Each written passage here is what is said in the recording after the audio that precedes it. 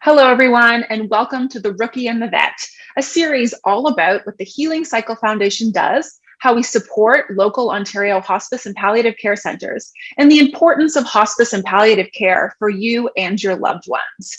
Welcome to episode 6, where we'll be talking with Jodie Pereira all about grief counselling in hospice communities. My name is Mallory McGrath, a.k.a. The Rookie, and I am a millennial. And those are people who were born between 1981 and 1996. Hi, everybody. I'm Ron Kassies. I'm the vet, as you've probably figured out by now, and I'm a boomer, actually. Those are people born from way back when to 1980, I think it says here. Yeah, so anyways, here we are. So, ladies and gentlemen, welcome Jodie Pereira, who is the Director of Community Programs at the Heart House Hospice. Hi there, Jodie. How are you doing today? I'm doing great today. Thanks for inviting me. Oh, we're so happy to have you here. So, Jodie, can you start off by just explaining to us what your role is at the Heart House Hospice and maybe give some information about your specific hospice and what they provide to the community? Absolutely. So first, I wanted to thank the Healing Cycle for inviting us to talk, and Mallory and Ron for this opportunity. It's always an honor to talk about what hospice does and the incredible value that hospice brings to, our community and communities across the province and the country. So my name is Jodie Pereira, and I'm a Director of Community Programs at Heart House Hospice, and have been for 8 years. Heart House Hospice, of course, has been providing in-home community support to people in the region of Peel since 1985. Currently, our programs are serving about 1,500 people a year. So it's a huge number of people that we support through the different programs we have. There are different types of hospice and hospice programs. Some hospices are in-home or community supports. Some have guest residences and some have both. So currently, of course, ours is just a community program, and just is underlined in exclamation point because just is a big thing, but includes lots of different supports. We have our hospice counseling team who work with individuals, caregivers, and families that are living with serious illness, grief, and dying.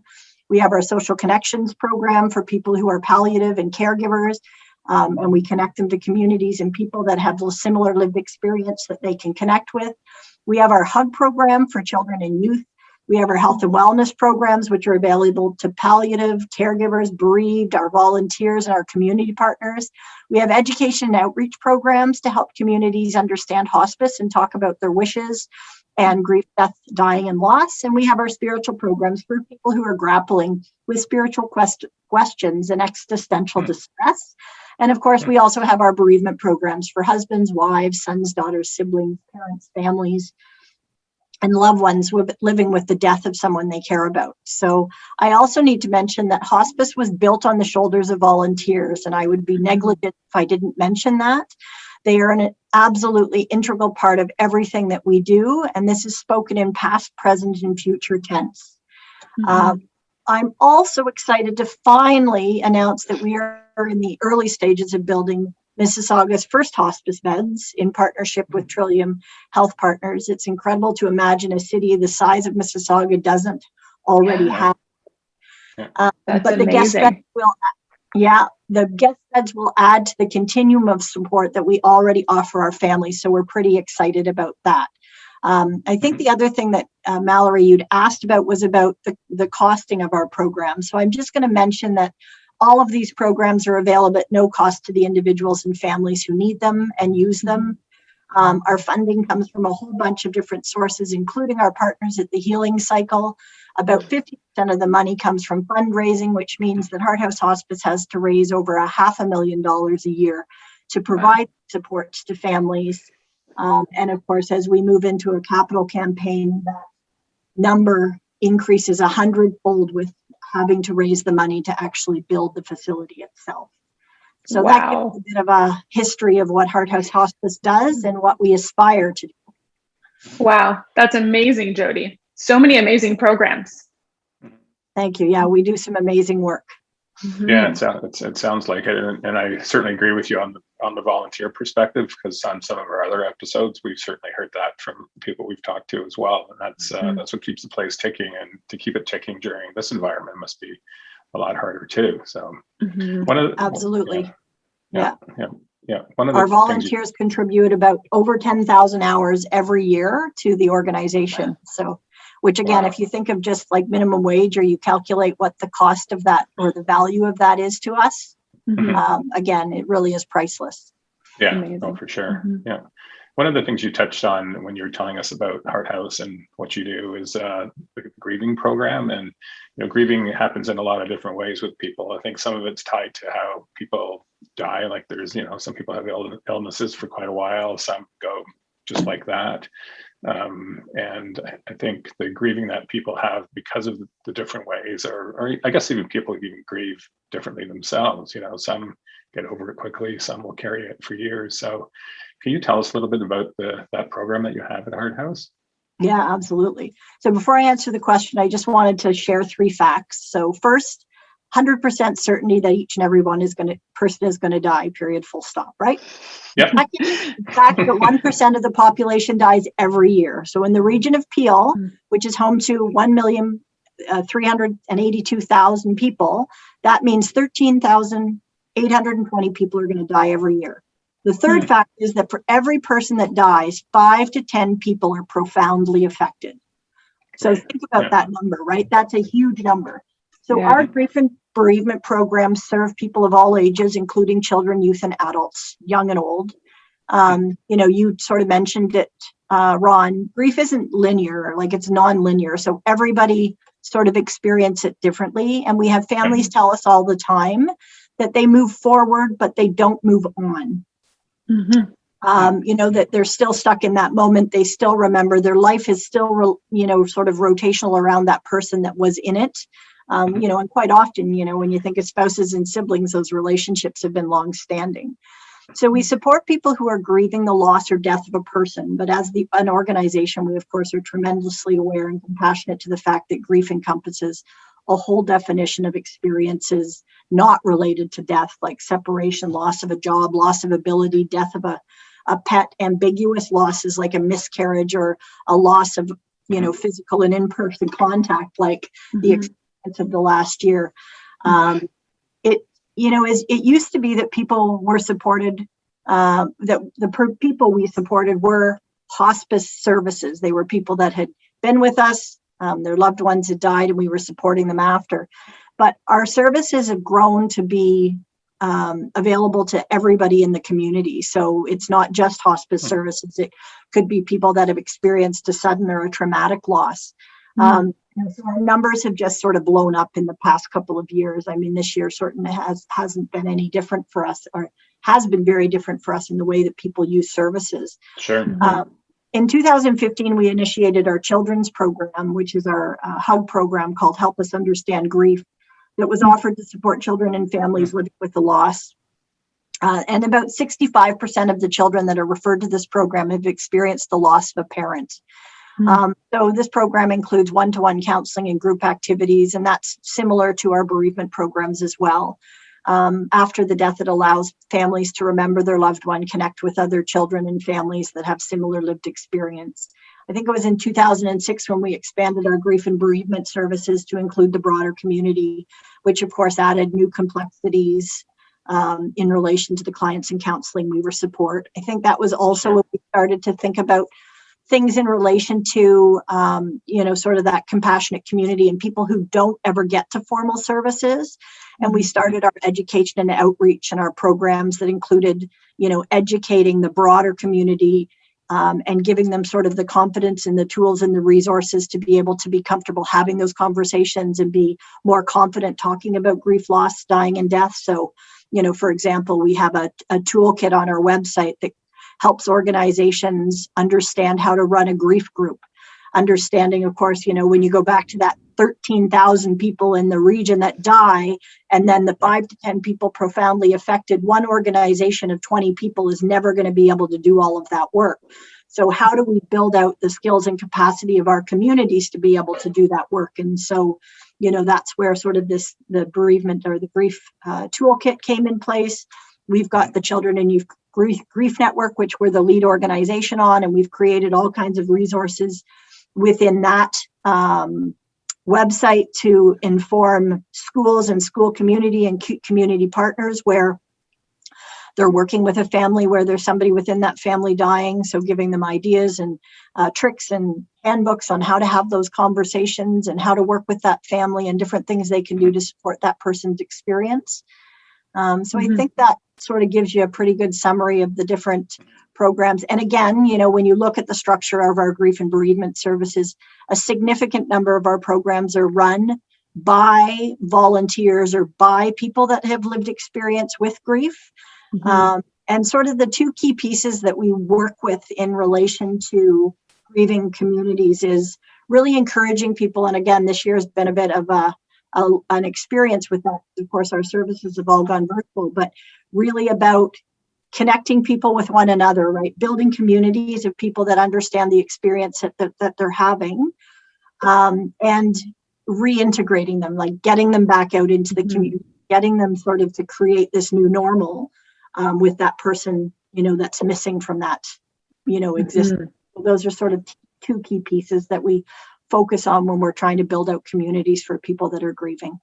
And I mean, these services are obviously so important at any time, but given the past over a year now with COVID-19 and this pandemic, tell me, how have the type of services or grief counseling that the hospice has offered altered or changed to sort of adapt to this current situation where we are not able to grieve in person as a community? Yeah, so of course, it's had significant impact as it has on every sector and all peoples.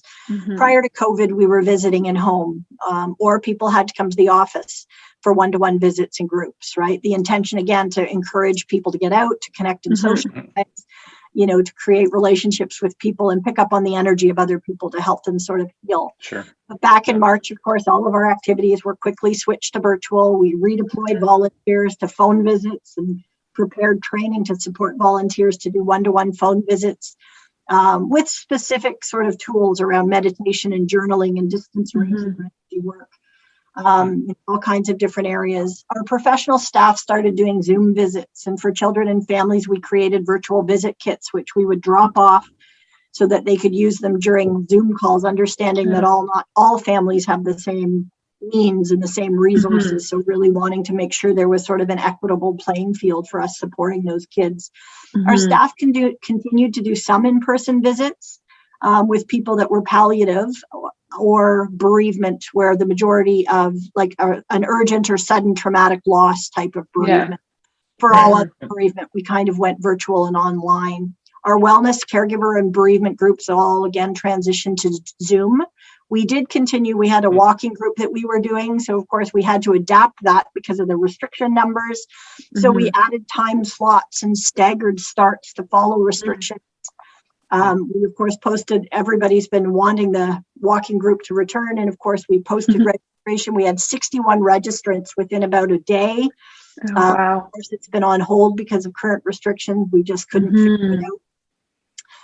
And again, I've got to acknowledge that it's our volunteers and express gratitude to the many wonderful volunteers who, of course, were part of that. Okay, well, we'll add a time slot. We'll do another time. They've been phenomenal. Counseling has become more urgent. So, a percentage of people were always haunted by their experience, worrying that they didn't advocate enough or they didn't get the right care or treatment early enough, full of anger and regret.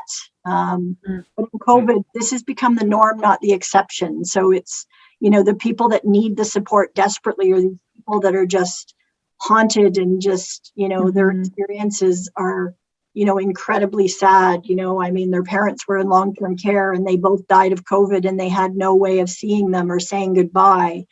They couldn't do a regular funeral. They couldn't have people around. And so you think about how isolating and how toxic and how awfully sad that is for that family. And of course, that journey to return to some form of healing will be a lot longer. In April 2020, our late referrals doubled in numbers. So a late referral is someone who is referred to service and dies in less than 28 days from the date that they're referred. So for 5 years, the average number of late referrals for us was about 20% of all referrals were late referrals. This year, the average number of late referrals doubled. It went to 40% of referrals were late. So just again, think about the impact that would have on the families and their experience. And then the team of people that were caring for them. So just always fighting fires, always behind the 8 ball, always feeling like you just didn't do enough or you just didn't do it on time. So the impact, from a COVID perspective, that's going to be huge. I mean, there's been really positive things out of that impact as well. And of course, bereavement has transitioned very well to not in person, to Zoom visits. It's been very successful, where on the palliative side, it's not as successful. Working with little kids isn't as successful, but we've learned a lot about the virtual element from a health and wellness and a caregiver perspective. So there's been some good learnings, but there's been some really challenging situations as well. The need for service has skyrocketed. So the number of groups, just to think about this for a minute, the number of groups we offered and people attending doubled in the past 2 years. So in 1920, we had 44 groups and 495 people participated. In 2021, we had 85 sessions with over 1,000 participants. Wow. In 1 year, those numbers doubled. Again, without volunteers, we would never, ever have been able to do that. But again, because of the situation, I mean, everybody just sort of actioned. How do we help? What do we do? And so we just kept creating groups until, we didn't need to create groups. But so, it's just been incredible. And I mean, grief has become far more layered, more complex, and it's been exacerbated by isolation, fear, and loneliness. And just a last question for you, Jodie. I mean, as we look forward, given everything you've said, the future looks worrisome, when we think about the mental health of everyone, whether people have had a loss during the pandemic or not. I mean, what do you think as a society as a whole we can be doing on a large scale to help those around us cope better with loss? Yeah. Again, I think that you're right. It is worrisome that, like, just imagining the experience of dealing with significant life events alone, in isolation.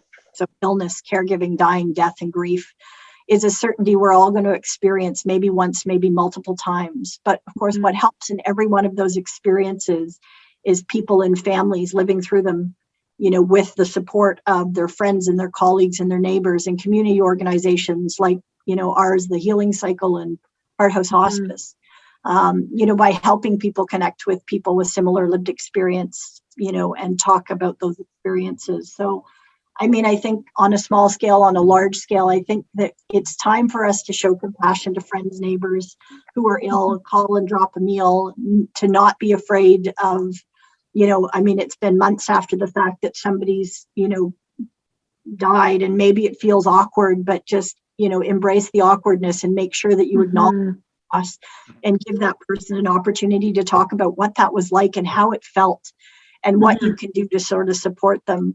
I mean, again, I think looking at larger scale and how to cope. I mean, I talked about the impact our volunteers, if you haven't had the experience, think about ways that you could volunteer and support and help other people, whether it be a hospice through peer-to-peer support or groups, or just easily. We've just been asked by the hospital for this COVID at home program. Our volunteers are now going to go out and they're going to help deliver oxygenators to families where, they've got COVID, but they, are going to be able to manage at home. So how can we support that process? And, it's really engaging in your community, donate to organizations like the Healing Cycle and Heart House Hospice to help continue and grow the work that we're doing, acknowledging the differences that the pandemic has brought to grief and communities around.